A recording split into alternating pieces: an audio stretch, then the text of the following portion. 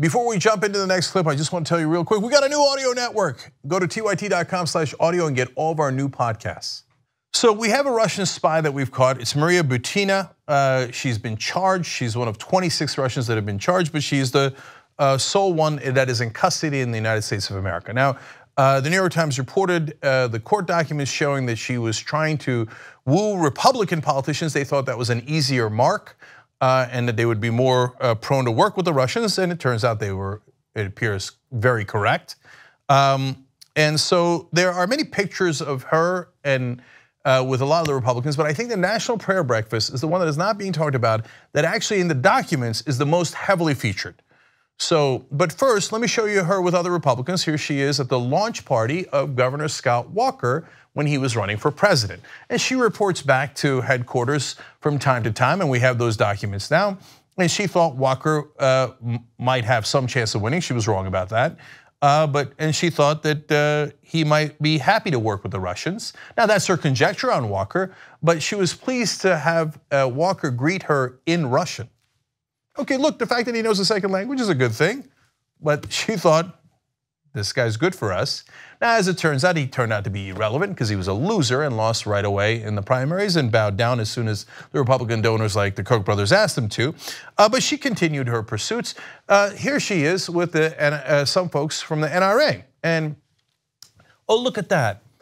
So she's in the lower left corner right next to the sign. That's Sheriff David Clark in the vest in the right.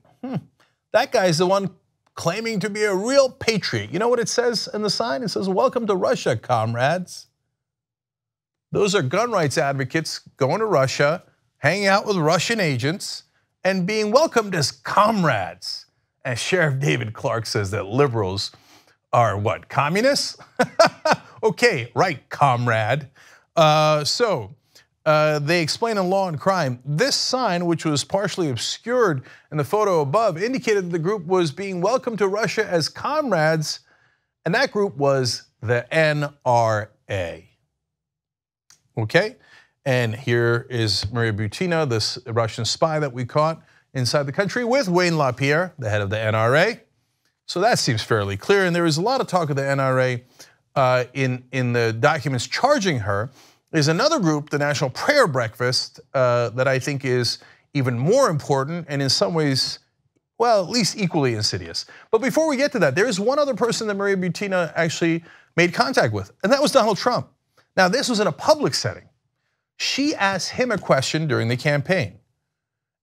You'll have the usual rambling, insane answer for Donald Trump, but the end is very important.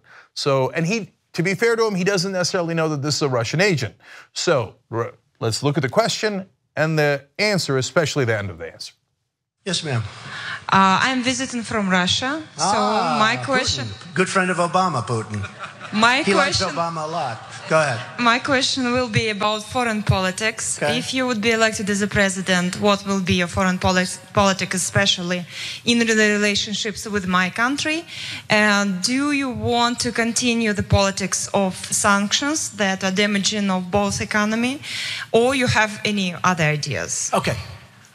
Obama gets along with nobody. The whole world hates us. You know, it's an amazing thing. You look at Mexico. They hate us, they hate our leadership, and yet they're making a fortune. China hates us. China is building ports in the South China Sea. We could never do a thing like that because we'd have to get environmental impact statements, okay, so we don't. I jokingly said to a friend, do you think they got an environmental impact statement when they did it? So China hates us, and yet they're making everybody hates us, and yet they make money with us. With me, we're gonna make money on them, and they're gonna like us. I know Putin, and I'll tell you what, we get along with Putin. Putin has no respect for President Obama. Big problem. I believe I would get along very nicely with Putin, okay? And I mean where we have the strength. I don't think you'd need the sanctions. I think that we would get along very, very well. I really believe that. So that's Donald Trump telling a Russian agent that he would get along great with Putin. And it turns out that was the one thing he was right about. He wasn't right about anything else. He says, oh, Mexico hates us under Obama. Do they like us now under you? They hate us 1,000 times more. And they didn't hate us under Obama. That was a total lie. And of course, usual incoherent answer, Putin, he's a good friend of Obama. But Obama doesn't get along with him, I'll get along with him. Okay, but the most important part of that answer was the sanctions, we probably won't do those. That's what the Russians want to hear. Oh, you're going to lift the sanctions, or you don't like the sanctions? The sanctions are killing us, and that punished us for taking Crimea, et cetera. You're going to take those away? That's our guy. Go, go, go. That's why Putin rubbed it in during the press conference and said, yes, we did want Trump to win. Man, he unmanned Trump right in front of the whole world. He didn't even hide it. He did it on purpose. He's a sophisticated guy. Did you want Trump to win? It's easy to say, oh no, I'm neutral. It has nothing to do with our country at all. That's their elections. That's the simple professional answer. And Putin knows that. Unlike Trump, he's incredibly smart. And he goes, no, I did want Trump to win. That's basically him going, I control this guy. What are you going to do about it? Nothing. Oh, that's so sad. All right, but that's not the only people that they control in America. So TYT Investigates broke a story today, Ken Klippenstein reporting here, about the National Prayer Breakfast, because we actually about to read the affidavit against Mariia Butina. So let me tell you all about that. The 17-page affidavit includes several references to Butina's dealings with organizers of the National Prayer Breakfast, an annual ritual for both parties in Washington. In one incident, Butina recounts thanking an unnamed organizer of the breakfast for meeting with her and another Russian official in Moscow. Look, if you're not knee-deep in politics, you might not know about the National Prayer Breakfast, but these are the people who get together and pretend to represent all religious people when they do not. They are a secretive cult.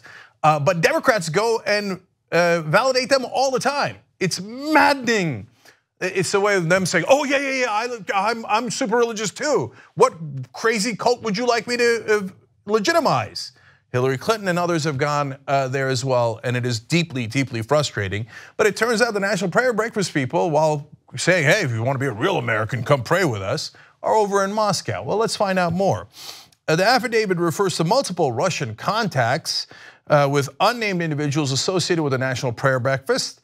It says Russia was cultivating political contacts in the US to, quote, weaken US partnerships with European allies, undermine Western sanctions, encourage anti-US political views, and counter efforts to bring UK and other former Soviet states into European institutions. By the way, if they don't have any compromat or compromising information on Donald Trump, man, he's doing what they want to a T. So they couldn't have gotten any luckier. They're like, wow, we don't even have the tape, and he's doing exactly what we wanted him to do. We have the documents that say this is what they wanted to accomplish. Attack our Western allies and undermine the sanctions. Trump didn't want to sign the sanctions. It passed 98-2 in the Senate, so he eventually had to sign it, and then he didn't enforce them for an incredibly long time. Every part of this is exactly what Trump has done. Okay, now again, it's not just Trump, it's these other Republican and conservative groups as well. So Mariia Butina explains to, in an email, the gift of your precious time during the National Prayer Breakfast week and for the very private meeting that followed. Interesting. A new relationship between the two countries always begins better when it begins in faith. So apparently people at the National Prayer Breakfast had a secret meeting with a Russian agent. What happened in that secret meeting? We'd all like to find out. The National Prayer Breakfast is organized by the Fellowship Foundation, Klippenstein explains, a Christian group based in Washington that is famously secretive. Its members take a vow of silence about fellowship activities. You know what's hilarious?